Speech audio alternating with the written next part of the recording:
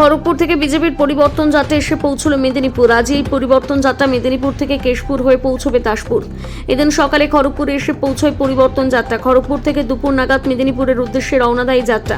মেদিনীপুরে এই যাত্রায় অংশ নেয় বিজেপির রাজ্য সভাপতি শ্রমিক ভট্টাচার্য। পরিবর্তন যাত্রা মেদিনীপুর শহর পরিক্রমার পাশাপাশি একটি সভায় বক্তব্য রাখেন বিজেপি রাজ্য নেতৃত্ব। সভা শেষে সাংবাদিকদের মুখোমুখি হয়ে বিভিন্ন প্রশ্নের উত্তর দেন বিজেপি রাজ্য সভাপতি শ্রমিক ভট্টাচার্য।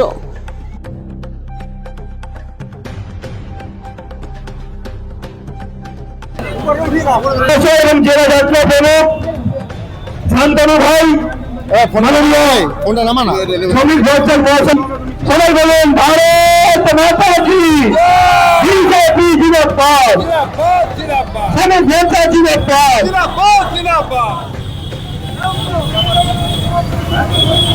জয় জয় শ্রীরাম, জয় জয় শ্রীরাম। মাননীয় রাজ্য সভাপতিকে মেদিনীপুরের পূর্ণ ভূমিকায় স্বাগত। প্রিয় সভাপতি, সম্মানিত কে বলেছে?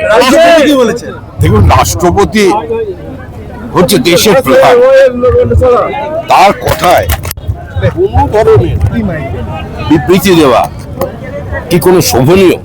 রাষ্ট্রপতি দেশের সর্বোচ্চ পদ, তিনি সংবিধান, তিনি যদি এই বক্তব্য রাখেন তাহলে কতটা কষ্ট তিনি পেয়েছেন, বাংলার মর্যাদা কোথায় আছে ভেবে দেখুন।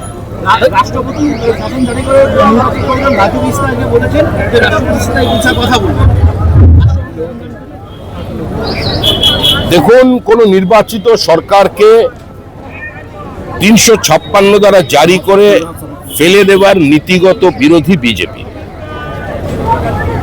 যে কাজ কংগ্রেস করেছে, যে পাপ কংগ্রেস করেছে, রাজ্যপালের ভবনগুলোকে কার্যত দলীয় পার্টি অফিসে রূপান্তরিত করেছে, একটার পর একটা নির্বাচিত সরকার ভেঙেছে, নিজেদের দলের মুখ্যমন্ত্রীকে টপল করার জন্য রাজ্যপালকে দিয়ে চক্রান্ত করিয়েছে, বিভিন্ন সময় ঘোড়া কেনাবেচার কেন্দ্র বানিয়েছে।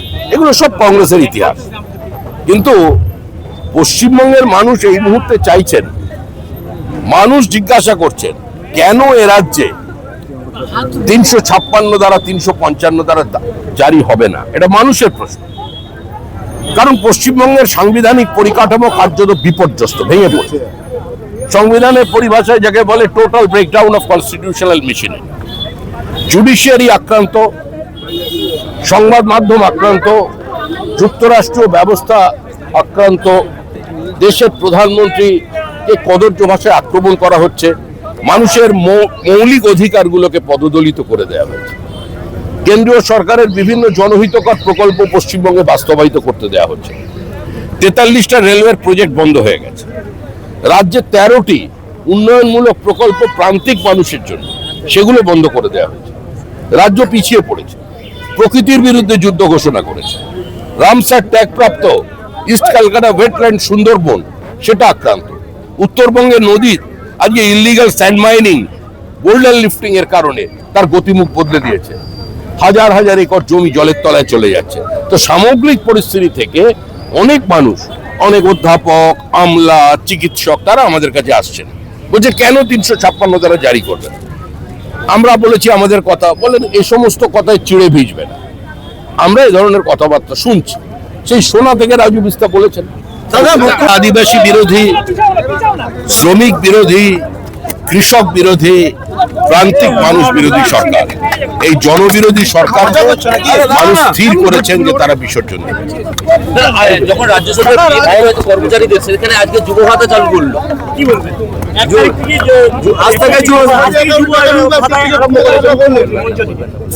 আনন্দের খবর। Physics honours, chemistry honours, accountancy honours, political science honours নিয়ে যারা পাশ করবেন, বেরোনোর পর তারা রাজ্যে প্রতিদিন 50 টাকা করে। উত্তরবঙ্গে বক্তব্য রাখতে গিয়ে রাজ্য সরকার যেভাবে অসহযোগিতা করছে, বলবেন রাষ্ট্রপতিকে? আজকাল সোশ্যাল মিডিয়ার মাধ্যমে সারা দেশের মানুষ জানতে পারছেন এবং রাষ্ট্রপতি আমাদের সবার জন্য সম্মানী একজন ব্যক্তিত্ব। তিনিও জানতে পাচ্ছেন যে পশ্চিমবাংলার যে সরকার চলছে, একটা দমনকারী সরকার যে চলছে, একটা স্বজন পোষণের সরকার চলছে, একটা স্বৈরাচারী সরকার চলছে, সেটা সত্যিকারে কোনো কাজে মানুষের উন্নয়নের জন্য কোনো কাজ করতে পারছে না। সেই জন্য আজকে ধর্নায় বসে আছেন মুখ্যমন্ত্রী এবং তার ভাইপো, তাদের সরকারের লোকেরা। আবার একজন বিরোধী দলনেত্রী হিসাবে 20 বছর আগে যিনি বসেছিলেন বিরোধী দলনেত্রী হিসাবে, আগামী দিনে মমতা ব্যানার্জি আবার বিরোধী দলের ভূমিকা পালন করবেন। আগামী বিরোধী দল নেত্রী হওয়ার জন্য ওনাকে শুভেচ্ছা জানাচ্ছি। কলকাতা শহরে বোমাবাজ মানে বোম বিস্ফোরণ, এটা কোনো নতুন ঘটনা নয়। কলকাতা শহরে বোমাবাজি, কলকাতা শহরে রাজনী, চলন্ত রাস্তায় মানুষকে দিন দুপুরে গুলি চালানো, এটা খুব কমন ঘটনা হয়ে দাঁড়িয়েছে।